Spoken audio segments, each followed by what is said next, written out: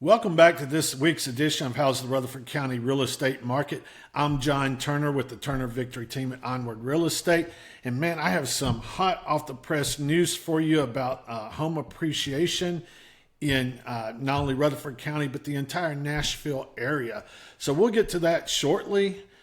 First of all, we want to go through and look at what's happened in the past week and look at some other things.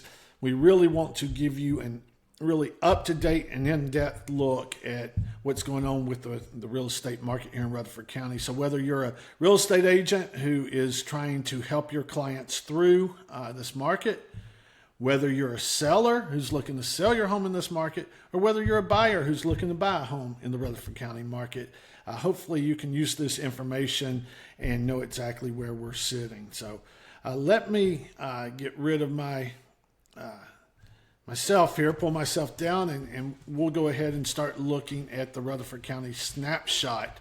As y'all know, I break this down every month, or every week, by the price ranges. We got below 300 and then every 100,000, and then we look at $1 million and over. Currently, we have 1,542 homes on the market. We have, for the past 8 weeks, we have fluctuated on either side of 1,550 homes on the market. So that really is telling us that our inventory levels have seemed to kind of level out at this moment. It certainly can change at some time, and we'll watch that closely, but moving 15 or 20 one way or another week to week really just shows us that we're not really in a rising market, we're not in a declining market, but staying pretty level. New listings this week, 142 new listings this week. That is actually down 8% over this time last year. We had 154 new listings this time last year, so that is down. Pending home sales, 114 pending home sales. Let me see here, I messed that up just a little bit. 114 pending home sales, that is up 1 over this time last year, but it is the third week in a row that we have seen an increase in pending home sales over last year.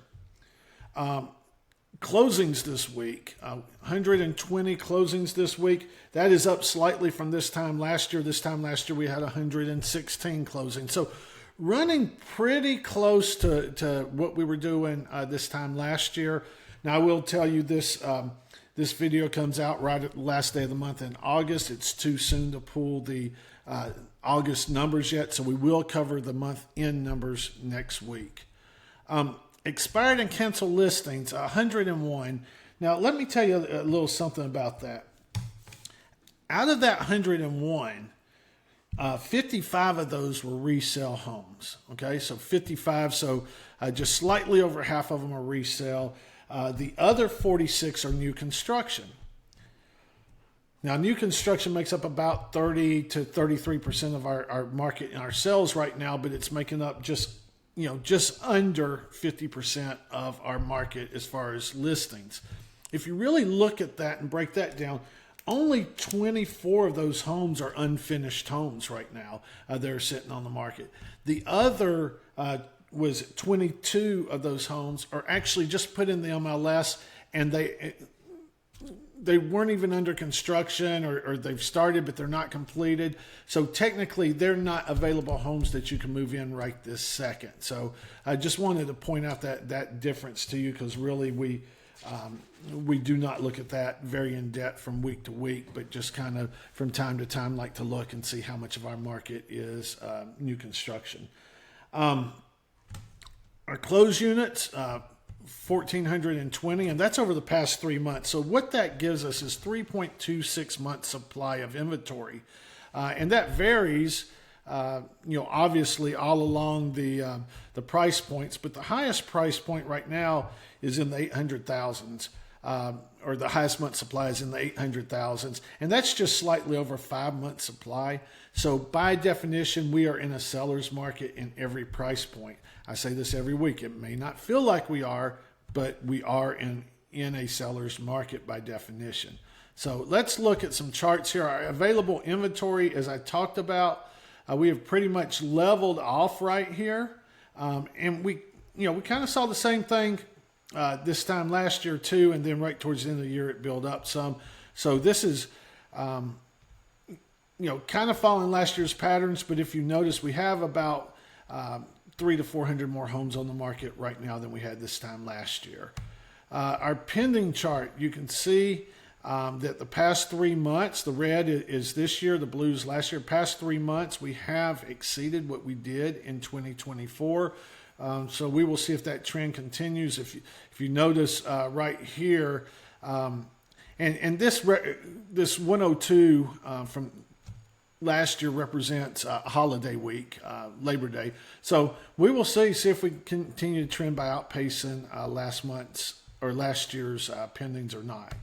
Our percentage of the market that has closed, if you look at it, or these actually have gone under contract. So this time last year, 10% of the homes that were on the market actually went under contract. This year, it's 7.39%. Let me see, quarter closing, I've skipped past a couple of things here because I moved some charts around. So bear with me a second here as I get back to those. Let me see, pending percentage, pending chart, available inventory chart. We went over all that. So here it is, like here. Sorry about that. That's what happens when I change things around a little bit. So as you can see, our month supply has just kind of been fairly level, down from the heights earlier in this year. And if you notice, this 2024 line continues to slowly creep up. It closes that gap just a little bit there.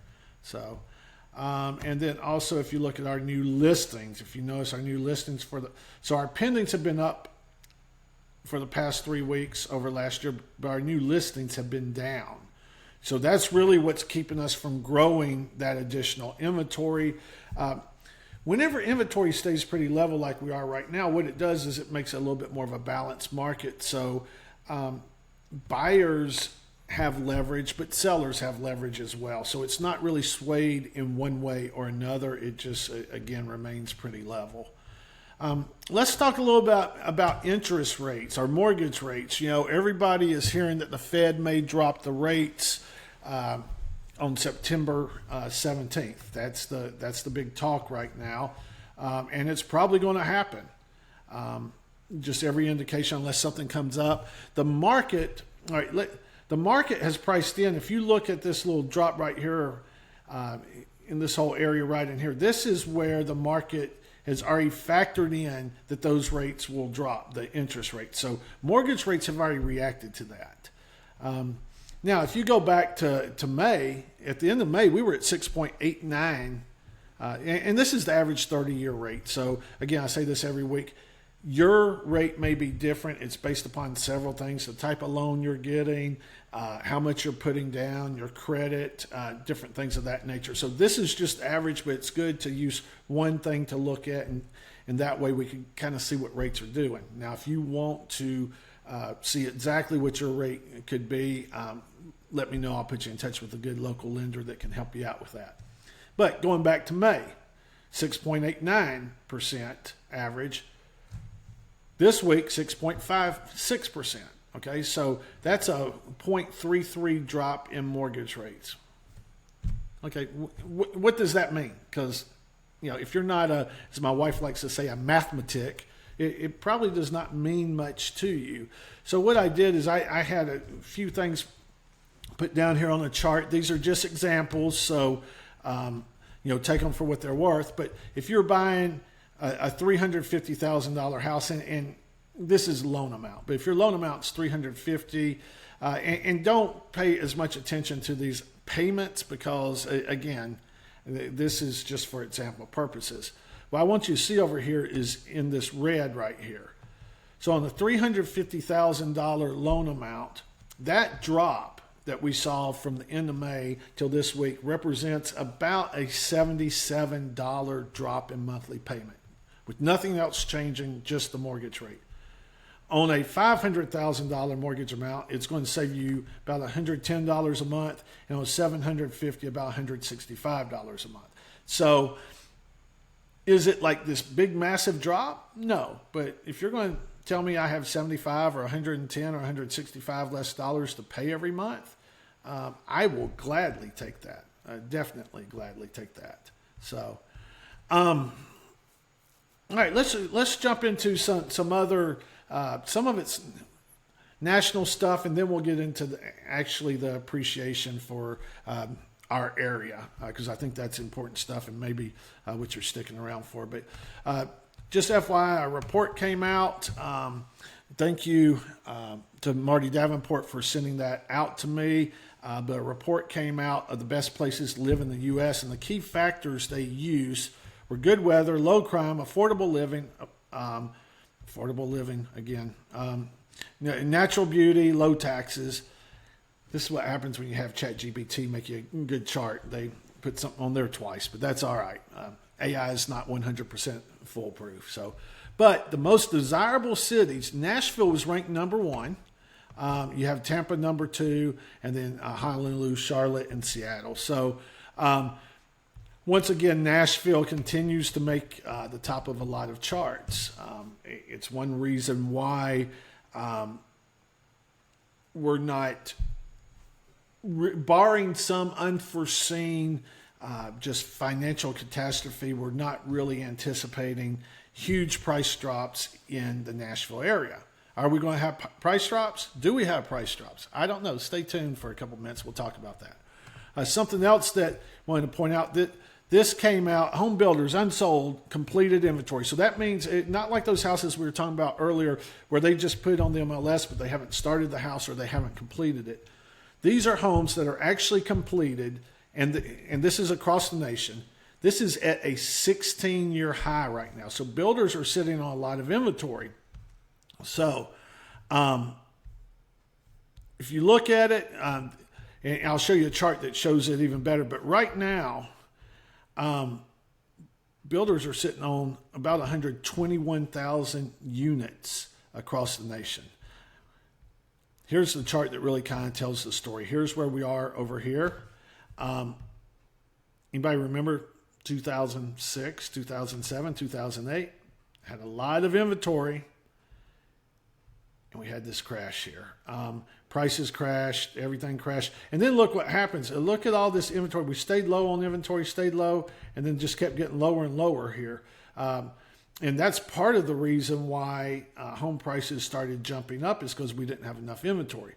Now, you can see a little bit of a leveling off right here, because builders are watching this a lot more closely than they watched it back in 2005, 2006, 2007. They are pulling back on building. They are giving huge incentives, for people to come in and buy their houses. So I do not see us getting up to the 2007, 2008 levels. We don't need that. If we do, then we've got bigger issues. But with that said, if you're a seller, you really need to be thinking about who your competition is. And one of them is that new home builder who has the equity or the profit margins, whatever you want to call it, in those homes where they can reduce prices. They can buy down mortgage rates. There's a lot of different things they can do because they are going to get rid of that inventory. If you're a buyer, that puts you in a strong negotiating position with some of these builders because they have a lot of incentives to get rid of that inventory. So just keep that in mind. We can help you walk through that. You really want an agent representing you when you go to new construction. Remember that when you go to that model home, that agent works for the seller. They work for the builder. They are looking after the builder's best interest. You want someone there to look after your best interest. All right. Latest, greatest news from the federal government right now as far as home appreciations. They've come out with their home appreciation charts. Now, this is for quarter number 2, okay? We are 2 months into the third quarter. So that's one thing I don't like about this information is it trails a couple of months behind. And whenever you start looking at when it first started calculating all this, it first started calculating in April, because April, May, and June or the 3 months in the second quarter. So some of this information goes back almost 5 months. So that's the one thing I don't like about it. But what this does is this compares home prices to like home prices. See, whenever someone says, well, the average home price in Rutherford County is down $5,000, that really doesn't tell the whole story. And I'll give you a real extreme example. If there were 9 houses that sold and they all were at $100,000, and then one house sold at $1 million, you have, let's call it $1.1 million. That's easier for me. That gives you $2 million worth of sales. You divide that by the 10 sales, and the average sales price is $200,000. All right, let's say that $1.1 million house doesn't sell next month, but you have 10 houses sell, and they all sell at $125,000. Well, the average sales price then is $125,000, but that $100,000 house went up to $125,000. So, just looking at the average sales price doesn't tell the whole story of whether you have appreciation or not. And I hope that example made sense to you. So that's the reason why I like these charts right here. But this is the federal government's chart for what has happened in the second quarter. They break it down by all sorts of different metros and cities, and areas and stuff. Anything in the red means it's depreciating. And it's depreciation. This is a 4-quarter average. So anything in red has depreciated over basically the past year. Okay, the brighter the red, the more it's depreciated. Right here, and I think that's probably Tampa area, if I've got my geography correctly, maybe just south of Tampa. Those homes have gone down 11.2% year over year. You come out here to Colorado, 4-quarter appreciation is minus, I believe that says 0.6%. So, and then you've got some places up here, like you get into the, what is it? And this is testing my geography. New York, is that the Buffalo area? 4-quarter appreciation, 10.3%. And the past quarter was 3.4%. Well, I know what we're interested in is the Nashville area. The Nashville area, it's the Nashville, Davidson, Franklin, Murfreesboro MSA. So Rutherford County is included in this. And whenever I click on this, what we've got for the first time in a while now, we are showing depreciation. Prices have dropped in our area. The federal government saying by 0.7%. Okay, it's not much. On a $400,000 house, that's about $2,000 or $3,000. Okay, now for the past year, prices are still up total, but 2.4%. Okay, well, how does that 2.4% compare to what we've seen historically? Well, what we've seen historically, average appreciation right here is, if you can see this, 5.9% in our area. Now, this 25% way over here really added to that. So that comes into play.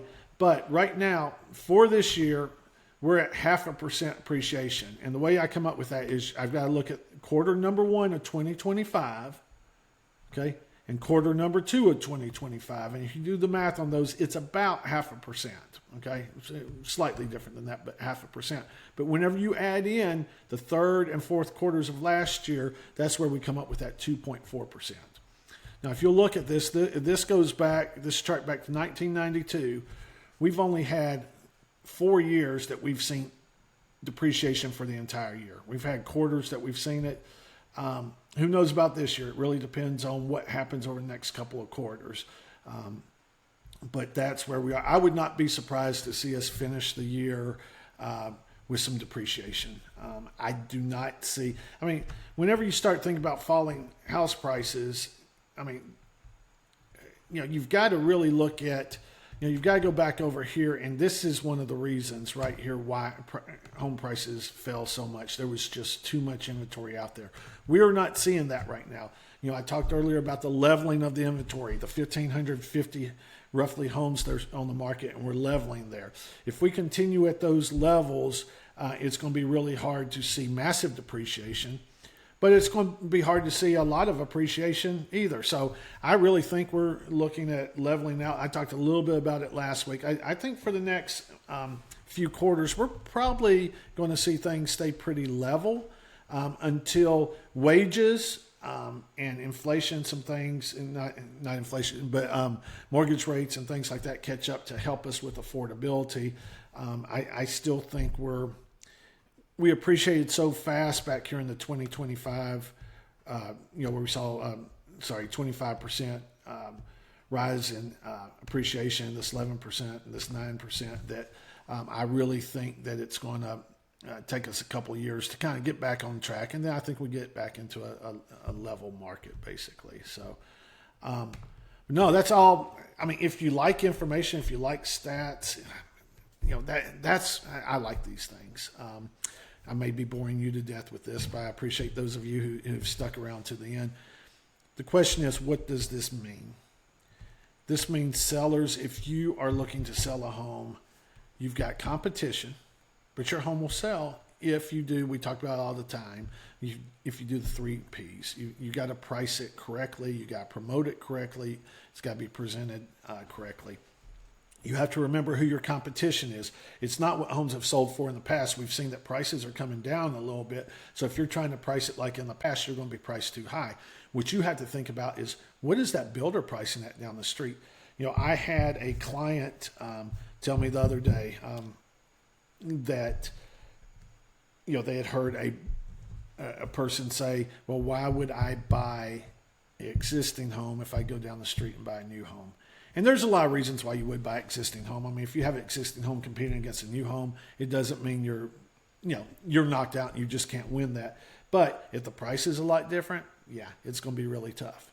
Buyers, you've got options, you've got choices. For the first time in quite some while, you do not have to make an immediate decision and you do not have to settle. Okay? Now, is the perfect house out there? Most of the time there's not one. We talk about the 80% rule. You want one that's about 80%, perfect, 80, 85%. And then take the 10% that you can change and change it. Change the paint colors, change the landscaping, whatever. And then there's going to be 5 or 10% that, quite frankly, you're probably going to have to live with. Just builders have tried for years to build the perfect house, and that's the reason why they have so many different plans. There's just not the perfect house out there. So I hope this helps you. If you're looking to buy a home in Rutherford County, if you're looking to sell a home in Rutherford County, our offices are in Murfreesboro. We cover the entire area: Smyrna, Vergne, Eagleville. We know all the surrounding areas. But myself, my wife Tracy, any of us on the Turner Victory team would love to help you. This is what we do for a living. We study these things. We like to be able to use them to help guide you and help you get where you want to go with your real estate needs. So feel free in the comments if you have any questions, or if there's anything else you want me to add into these reports, please let me know. I'll be more than happy to pull any data I can and go over that as well. So until next week, I'm John Turner with the Turner Victory team, and I hope you make it a great week. Thank you.